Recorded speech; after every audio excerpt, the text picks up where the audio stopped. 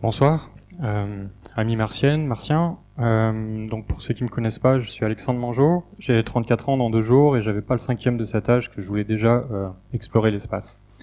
Et c'est ainsi que j'ai pris part à des simulations en milieu analogue. Et c'est de ça dont je vais vous parler ce soir.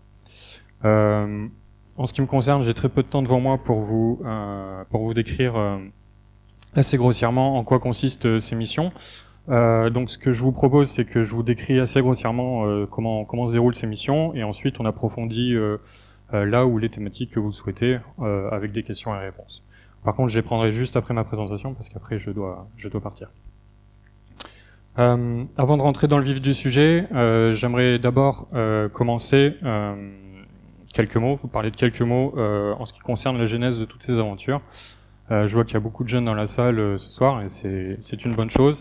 Avec un peu de chance, la genèse de ces aventures inspirera peut-être quelques-uns d'entre vous, et j'en serais très heureux si ça devait être le cas.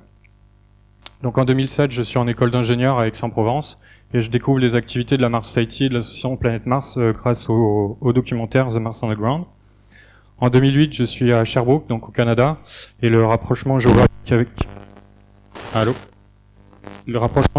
avec les États-Unis me permet d'assister à la convention internationale de la Mars Society, où je rencontre Robert Zubrin, et j'y découvre surtout les programmes MDRS et FMARS, et il en faudra peu pour me faire rêver et m'intéresser à ces programmes, de sorte à forger ma volonté d'y participer. En 2009 et 2010, je prends part aux activités de la communauté des Villarianes, notamment en voyage en Guyane, où je fais une première tentative de former un premier groupe pour effectuer une première simulation MDRS. Malheureusement, cette tentative échouera. Il faudra attendre 2012 avec une prise de contact avec Bernard Foin de l'Agence spatiale européenne pour qu'il me sélectionne pour un de ses équipages, là en l'occurrence l'équipage 113, et il me proposera le rôle de commandant. En 2013, je suis à la conférence européenne de la Mars Society à Paris. Je revois Robert Zubrin qui annonce à cette occasion le programme Mars Arctique 365, donc qui consiste à effectuer une mission d'1 an à la base arctique de la Mars Society. J'y candidate évidemment. En 2014 sont annoncés les semi-finalistes, donc consiste à tester 3 équipages à la MDRS. Et je ferai partie du formidable équipage 143, sponsorisé par non moins des moindres Amelia Finzi et Paolo Nespoli, et je servirai en tant que commandant second pour cet équipage. En 2015, la sélection est annoncée, l'équipage 143 au complet est sélectionné pour notre plus grand plaisir, associé avec la moitié de l'équipage 142. Malheureusement, les choses se déroulent pas comme prévu, et le projet Mars Arctique 365 est finalement abandonné au profit d'un nouveau type de mission appelé Mars 160, avec le concept de mission jumelle qui consiste à effectuer 80 jours à la MDRS et 80 jours à FMARS. L'équipage est remixé au complet et j'ai le plaisir d'être désigné commandant pour ces 2 expéditions. Donc en automne 2016 se déroulent les 80 premiers jours à la MDRS, donc dans le désert de l'Utah. Et à l'été 2017 est censé se dérouler les 80 autres jours dans l'Arctique, à FMARS. Malheureusement, cette année-là, les conditions météorologiques sont extrêmement défavorables. Quelques mois avant notre départ, la mission est raccourcie de moitié, donc 40 jours. Et une fois sur place, il est impossible de faire atterrir l'avion qui est censé amener l'équipage et le matériel avant une vingtaine de jours. Donc la mission a été raccourcie encore une fois de moitié. Donc on n'y a passé que 20 jours. Donc j'ai pas mal parlé de MDRS, FMARS. Pour ceux qui ne le savent pas, il s'agit de bases analogues pour simulation d'expédition martienne. Donc ça consiste principalement en un habitat cylindrique, 2 étages, 8 mètres de diamètre. Les 3/4 de l'habitat sont associés au quartier de vie sociale, enfin vie de groupe. Donc les activités de travail et puis les lieux de vie ensemble, et le dernier quart est partagé par l'équipage en termes de quartier privatif à se partager en 6. Donc ça fait très peu de place pour les quartiers personnels.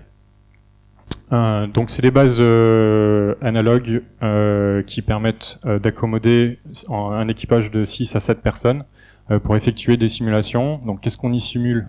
Dans un premier temps, l'environnement. Ces bases ont été implantées à des endroits géographiques sur Terre bien spécifiques, des endroits qui ont pas mal de similitudes avec la planète Mars. Donc c'est en premier lieu un simulateur environnemental. Cette photo, on pourrait presque s'y méprendre qu'elle a été prise sur Mars. J'ai évidemment un peu retouché les couleurs, et en fait elle a été prise dans le désert de l'Utah, à quelques mètres de la MDRS. On effectue aussi des simulations au niveau opérationnel, c'est-à-dire que toutes les activités qui sont effectuées comme si on était vraiment sur Mars. En l'occurrence, quand il s'agit de sortir à l'extérieur de l'habitat, on revêt un simulateur de scaphandre, comme si on était sur Mars, puisque l'air sur Mars est évidemment pas respirable. Et enfin, on pourrait simuler la technologie. Par contre, c'est absolument pas le cas de ces bases qui sont très rudimentaires. Donc, un petit peu de focus sur la MDRS, donc qui se situe dans le désert de l'Utah. Elle est située en plein milieu d'un parc qui fait à peu près 200 km² à explorer, donc ça fait beaucoup de terrain explorable. Ce terrain se décompose en 4 niveaux d'altitude, donc 4 périodes géologiques différentes. Et c'est pour ça qu'on y rencontre différents fossiles de différentes natures, des fossiles d'animaux marins et des fossiles d'animaux terrestres. On constate également que le passé géologique de cet environnement-là a été arrosé, on va dire, puisqu'il y a pas mal de formations sédimentaires, comme on le voit sur la gauche, des roches évaporitiques en haut à droite, il s'agit de gypse, et également comme l'a décrit le géologue tout à l'heure, des vaguelettes de sable fossilisées en bas à droite. C'est également un environnement biologique assez riche. Évidemment, le désert de l'Utah n'est pas strictement aride, donc des plantes y poussent, suffisamment denses et hautes pour presque y cacher un astronaute. Et ce qui nous a beaucoup intéressé pendant nos missions, c'était les lichens, qui sont des organismes extrémophiles et qui pourraient être les premiers candidats à la terraformation de Mars. Ensuite, F-Mars, donc en Arctique, on est par 75 degrés de latitude nord, donc très proche du pôle Nord. Donc on est sur une île canadienne, sur les bords d'un cratère d'impact de quelques millions d'années, qui fait 15 km de diamètre environ. Et quand je dis au bord du cratère, on est littéralement à quelques mètres du bord du cratère. Quand celui-ci est rempli de brume, voilà ce qu'on voit par le hublot de l'habitat. Donc c'est un environnement géologique assez riche. Le terrain est difficilement praticable puisque l'érosion n'a pas encore fait beaucoup son effet. Donc c'est beaucoup de pierres qui a été fragmentée lors de l'impact. On y trouve notamment des fossiles de stromatolites, comme on voit sur la photo de gauche.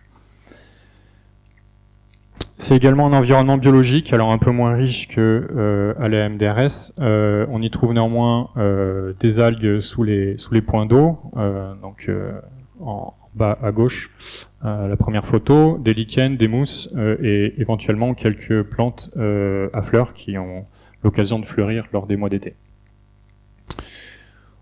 Toujours dans l'environnement biologique, très peu d'animaux. Malgré tout, on a quand même fait une découverte assez intéressante, dans le sens où on a découvert une espèce d'araignée qui n'avait pas encore été répertoriée sur cette île. Et on y a pu croiser aussi quelques espèces d'oiseaux. Une fois à l'intérieur, la science continue. Évidemment, les échantillons qu'on ramène de nos excursions à l'extérieur commencent à être analysés à l'intérieur de l'habitat. On fait quelques analyses assez primaires, et ensuite ils sont catalogués. C'est évidemment l'occasion de faire un peu de maintenance et de nettoyage avec les moyens du bord. Donc là, en l'occurrence, je suis en train de nettoyer. J'ai ouvert littéralement la lentille de l'objectif d'un appareil photo pour le nettoyer qui était grippé à cause du sable. Mais la vie à bord, ça ne s'arrête pas au travail, évidemment. On y vit comme vous vivriez à l'intérieur de votre maison, en quelque sorte. On y fait pas mal pousser de salades et d'herbes en tout genre pour agrémenter nos repas, qui sont principalement cuisinés à partir d'ingrédients lyophilisés. Alors ça pourrait paraître pas très appétissant, mais en fait on fait d'excellents plats avec ce genre d'ingrédients, et notamment j'ai eu l'occasion de pouvoir fêter Thanksgiving avec des Américains à bord pendant une de mes missions, et le repas a été vraiment succulent. Et ça permet également de faire des échanges culturels, évidemment, par ce biais-là. Et donc, ces échanges culturels participent aussi de la vie de groupe, et c'est un excellent catalyseur à la bonne entente au sein de l'équipage. J'ai pas mal parlé de science, je vais finir sur une note un peu plus artistique. La vie à la MDRS est très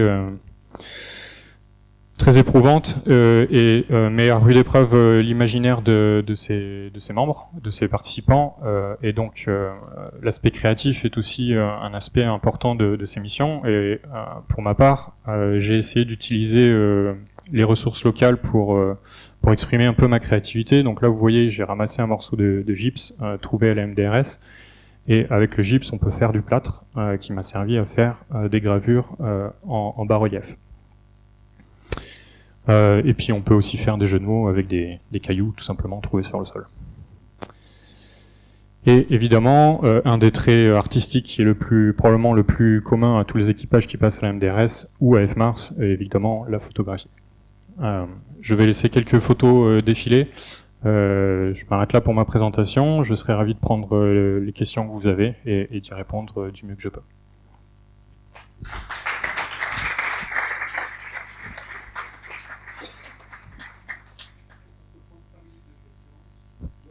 Oui, normalement j'avais un quart d'heure, on est à 10 minutes, donc il y a 5 minutes de questions.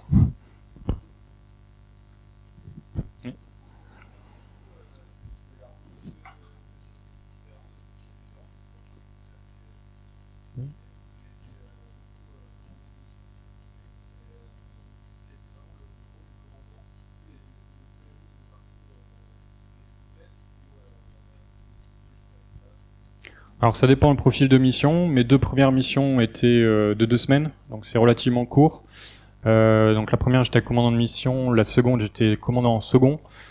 Donc à ce niveau-là, ça reste plus la gestion de la logistique et faire en sorte que tout le monde ait accès aux mêmes ressources dans la base.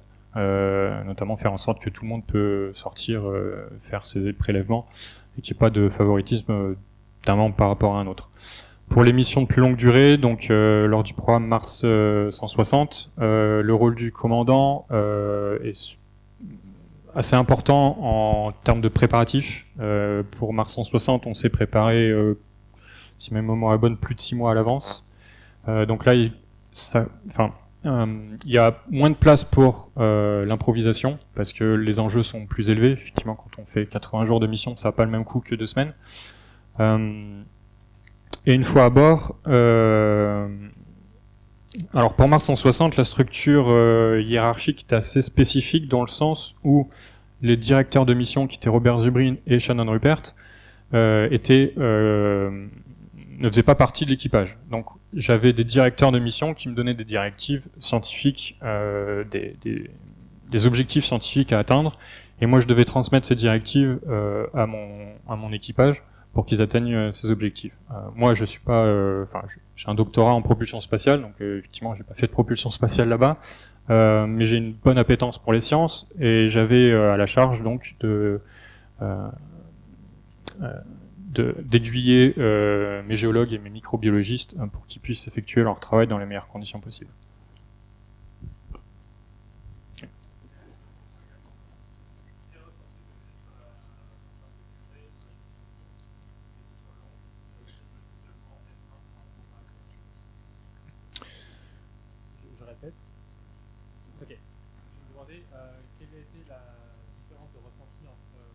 Je crois qu'on n'entend pas mieux. Mais je pourrais peut-être répéter la question. Donc la différence de ressenti entre une mission courte et une mission longue, et différence de ressenti entre FMARS et MDRS. Entre une mission courte et une mission longue,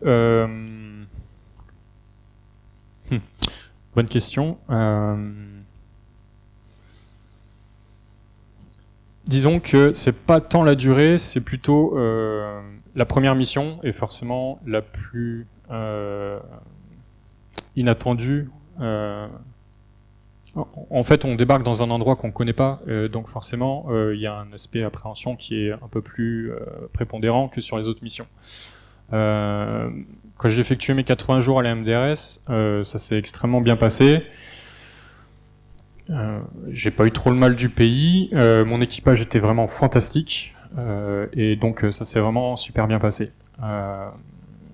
Pour F-Mars, en termes d'isolation, à MDRS, en fait, l'isolation est quand même assez relative, dans le sens où on est quand même on n'est qu'à 10 km de la ville la plus proche, et on peut voir des touristes passer, les avions au-dessus de nos têtes.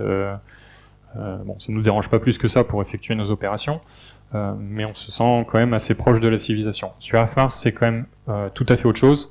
Je crois qu'en 20 jours de simulation, on a pu voir 1 ou 2 avions passer au-dessus de nos têtes. Donc c'est vraiment, on a vraiment l'impression de débarquer sur notre planète. Même les cailloux avaient pas l'air de cailloux normaux. Donc c'est pour dire qu'on était vraiment bien dépaysés. Et en l'occurrence, cette mission, donc dans l'Arctique, a été la plus dure pour moi dans le sens où les conditions météorologiques étaient vraiment exceptionnellement abominables. Il a plu quasiment tout le temps et on a pu effectuer que quelques sorties en une vingtaine de jours. Donc le confinement plus le stress de devoir effectuer le plus de séances possible en une vingtaine de jours a rendu la mission particulièrement difficile. Mais avec le temps, tous les souvenirs sont bons et je regrette absolument aucun jour, aucune heure, aucune minute de ces expériences. Ouais. Comment s'organise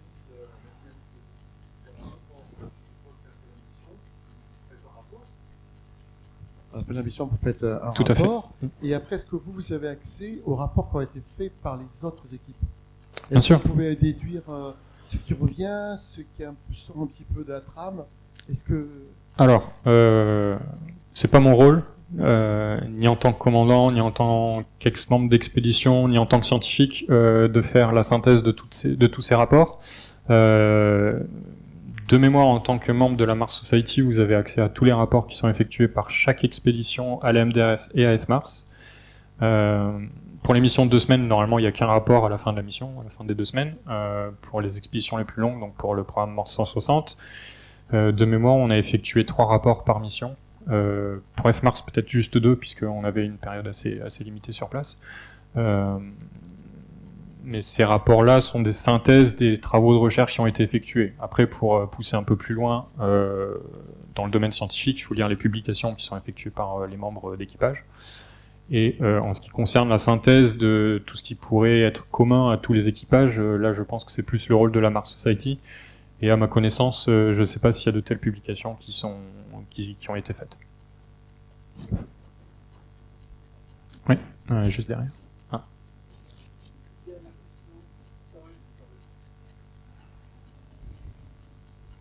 Merci. J'avais une question en fait, moi c'est par rapport justement, ça s'intègre un peu dans la dynamique de groupe, parce que quand on est dans des environnements clos comme ça et isolés, là vous savez qu'autour, s'il y a quoi que ce soit, il y a une équipe qui est là, qui est en backup. Si jamais il y a des tensions dans les équipes et tout ça, là ça va, il y a la sécurité d'avoir l'équipe derrière, mais sur une situation martienne, là, vous serez livré à vous-même. Comment sont gérées les tensions? Est-ce que vous êtes juste entre vous, ou il y a quand même l'équipe qui vous surveille? Alors, j'ai du mal à comprendre de quelle équipe à quelle équipe vous faites référence. L'équipe qui est derrière. C'est par rapport à comment ça s'appelle? La base arrière. Voilà, ouais. Alors, les contacts avec la base arrière passent par les emails. À MDRS, ça pose pas trop de problèmes, la connexion internet est relativement bonne, et puis même en cas de problème, on est relativement proche de la civilisation. À F-Mars, c'est nettement plus compliqué. On avait une antenne satellite pour la communication, et qui a marché pas tout le temps, parce qu'il y a très peu de satellites qui passent autour du pôle, et les conditions météo étaient encore plus... dégradaient le signal tellement qu'on avait du mal à envoyer ne serait-ce que des emails. En termes de dynamique de groupe, alors je sais pas si c'est de la chance ou pas, mais sur mes 4 équipages, j'ai jamais eu aucun problème significatif qui remette en question la viabilité de la mission. Bon, il y a eu des accros, évidemment, c'est une vie de groupe, c'est une vie communautaire, en quelques mois de mission, il peut pas se passer un événement, enfin tout ne peut pas couler, mais jamais rien de significatif, et pour autant, l'équipage de Mars 160 a été constitué un peu, enfin pas au pied levé, mais on n'a pas été préparés ensemble. Alors j'ai retrouvé 3 ou 4 membres d'équipage de l'équipage 143, donc je les connaissais déjà, mais les autres membres je les connaissais pas du tout. Et la première fois qu'on s'est rencontrés, c'était la première fois on se rencontrait directement à la MDRS. Et pour autant, ça s'est extrêmement bien passé. Et si c'est peut-être dû à autre chose que de la chance, je dirais que c'est dû à la diversité des personnes qui étaient présentes dans l'équipage. Pour faire un tour d'horizon, là vous avez de gauche à droite, vous avez en premier lieu Claude Michel, canadien, technicien en électricité, Yusuke, je me rappelle plus trop des noms de famille, donc Yusuke en deuxième, donc du Japon, architecte, Anali, Australie, journaliste. Ensuite Anushri d'Inde, qui a joué le rôle de microbiologiste. Pour autant, elle n'avait pas de diplôme en microbiologie, elle commençait tout juste ses études dans ce domaine-là. Ensuite John, Australie, géologue, confirmé. Moi-même, donc France, ingénieur en propulsion spatiale. Et enfin Anastasia de Russie, journaliste en formation ingénieur. Donc on couvre un très large spectre à la fois de culture et de background scientifique ou technique. Et je pense que c'est ça qui a consolidé le groupe, car on avait chacun besoin l'un de l'autre pour travailler et puis pour vivre. Et ça a été, je pense, le ciment de notre équipage qui a fait qu'on a tenu en toutes circonstances. Merci Alex. Au plaisir.